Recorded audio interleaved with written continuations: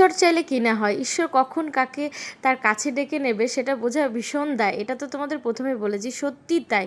সেই রকম যদি কিছু না হতো, হঠাৎ কেন আমরা এই মন্দিরের সামনে দাঁড়িয়েছিলাম, কেনই বা আমাকে এই জায়গায় আসতে হলো, সত্যি সেই রকম কোনো কথা ছিল না আসার। তো যাই হোক, কারণটা তোমাদের বলেছিলাম একটা ঘটনার কারণে আমরা এখানে এসে দাঁড়িয়েছিলাম। তো আমরা তিনজনে মিলে যাচ্ছিলাম একটা জায়গাতে। তো কোন জায়গা সেটা তোমরা অবশ্যই কমেন্টে বলো, যদি চিনে থাকো এটা কোন জায়গা অবশ্যই কমেন্টে বলো।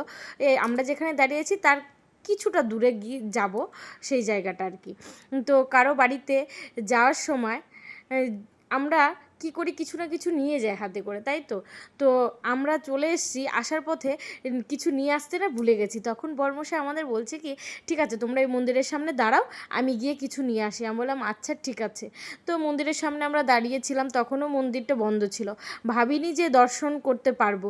ওই যে বললাম, ঈশ্বর কখন কাকে তার কাছে ডেকে নেবে সেটা সত্যি বোঝা ভীষণ দায়।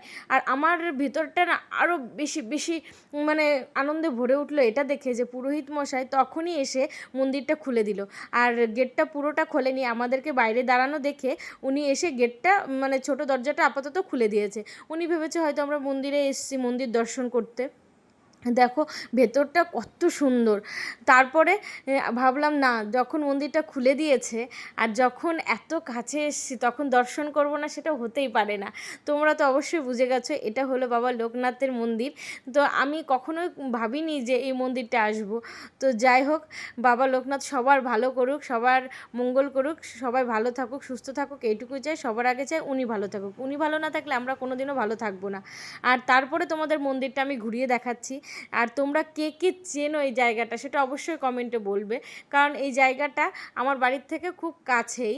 তো ওখানে একটা দাদা বাড়ি আছে, আমরা ওখানেই যাচ্ছিলাম। তো দাদা বাড়ি এই মন্দির থেকে 5-6টা বাড়ির মানে পরে, মন্দিরের পরে 5-6টা বাড়ির পরে দাদা বাড়িটা। তো আমি সত্যিই জানি না যে ওই বাড়িতে যাব এরকম কোনো কথা ছিল, কিংবা ওই বাড়ির আগে এত সুন্দর একটা মন্দির ছিল সেটাও কোনো কথা ছিল না। ওই বলে না, ভগবান চাইলে কি না হয়। যাই হোক, মন্দিরটা দেখো অসাধারণ, মনটা না পুরো ভরে গেল। আর আমি তো এমনিই পাগল, যেখানে মন্দির দেখবো সেখানেই ছুটে যাব। মন্দির আছে আর সেখানে রীতা নেই সেটা হতেই পারে না। তারপর মামামকে বলছি, মামাম একটু ভিডিও করে দাও তো, সবাইকে দেখাবো, শুধু আমি একা কেন বাবা লোকনাথকে দেখবো, সবাই দর্শন করুক আর মন্দিরটাও দেখুক। আর যারা যারা চেনো সেটা কিন্তু অবশ্যই, মানে যারা যারা চেনো অবশ্যই তারা কমেন্টে বলবে এটা কোন জায়গা। আর অনেকে এর আগে আমাকে এখানটায় যেতে বলেছে, তো আমি এখানে তাদের নাম নেব না, পরে কমেন্টে যদি কেউ বলে থাকো অবশ্যই তাদের নামটা নেব। আর মেয়েকে বলছিলাম কি সুন্দর মন্দির, তাই না বাবা? আমার সত্যি খুব ভালো লেগেছে, খুব খুব ভালো লেগেছে। তখনও বরমশাই আসেনি। তারপরে দেখি ঘন্টা, আমি ঘন্টাতে তো বাজালাম, বাজানোর পর একটা ঘটনা হয়েছে সেটা দেখে আমি হাসতে হাসতেই মানে কি বলবো। আমার মাম্মাম বলছে মাম্মাম আমি বাজাবো। ও এতটাই ছোট, যেহেতু দড়িটা ছিঁড়ে গেছে, ও বলছে মাম্মাম কী করে বাজাবো। আমি বললাম কি, আমি কি করবো এখন? বলছে কোলে নাও। আমি কি কোলে নেওয়া আমার পক্ষে সম্ভব? পাপা আসুক, পাপা তোমাকে কোলে নিয়ে বাজিয়ে দেবো। ভিডিওটা কেমন লাগলো? ভালো লাগলে লাইক করো।